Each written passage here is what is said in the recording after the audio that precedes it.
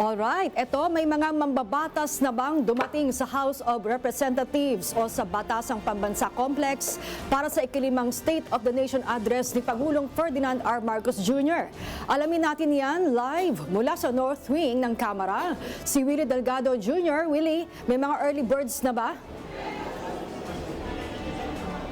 May mga dumarating na kung pag-uusapan natin yung kaninang umaga sapagkat nagbukas sila ng sesyon. So inaasahan na maraming dumating na mga kongresista. In fact, nasa 289 kung di ako nagkakamali yung bilang ng mga kongresista na dumating kanina. Pero dahil sa nag-adjourn ulit yung kanilang session matapos magpasa ng 26 mula dun sa 52 mga pangunahing panukalang batas na nilalaman ng LEDAC ang naipasa ng mababang kapulungan ay agad na silang nag-adjourn para bigyan daan naman yung joint session na mangyayari mamayang ganap na alas 4 ng hapon. Unti-unti na may mga dumarating ng mga VIPs at sa mga oras na ito ang nakikita ko ay itong si Palace spokesperson si Attorney Claire Castro na ngayon ay medyo naharang ng ilang mga media doon sa pinagdadaanan. Dumaan siya dito sa walang red carpet na latag. Ito yung ikalawang taon na hindi naglatag ng red carpet ang mababang kapulungan ng Kongreso para ipakita ang na hindi marangya yung ganitong klase ng pagtitipon.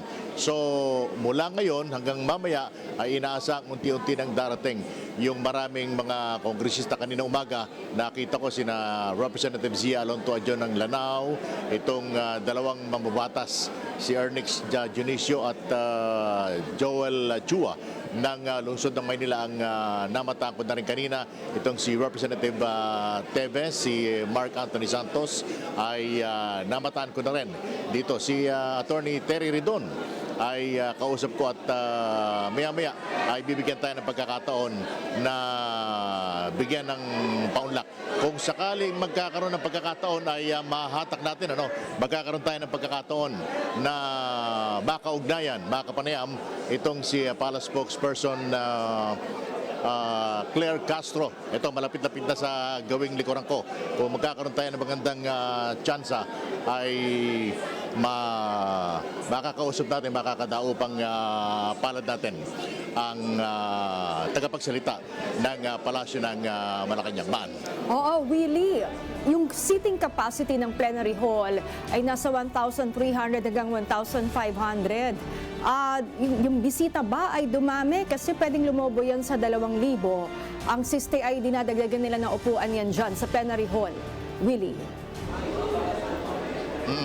Lagi mayroong mga provision doon sa mga extra upuan. Bagamat ang inaasahan marami din naman ang darating magiging bisita ngayong ikalimang sona ng Pangulong Ferdinand Marcos Jr.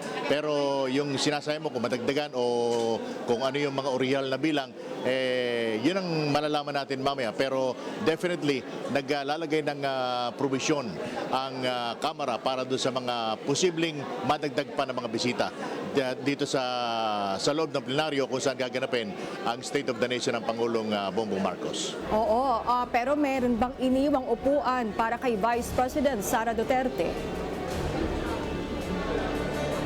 SOP yun SOP, Standard Operating Procedure, na may nakalaang upuan sa pangalawang Pangulo. Yun ay depende na lang kung ano yung magiging desisyon ng pangalawang Pangulo kung siya ba i-attend. Dahil matatandaan natin, ilang mga taon na hindi nagpapakita sa State of the Nation Address sa sona ng Pangulo ang pangalawang Pangulo, ito si Vice President Sara Duterte, dahil mas minarapat niya na gawin yung ilan sa kaniyang mga sariling aktibidad. At kung di ako nagkakamali ay nasa labas yata ng bansa ngayon ang pangalawang Pangulo, si Vice President Sara Duterte. At 2023 nang huling umattend si Vice President Sara Duterte sa sona ng Pangulo.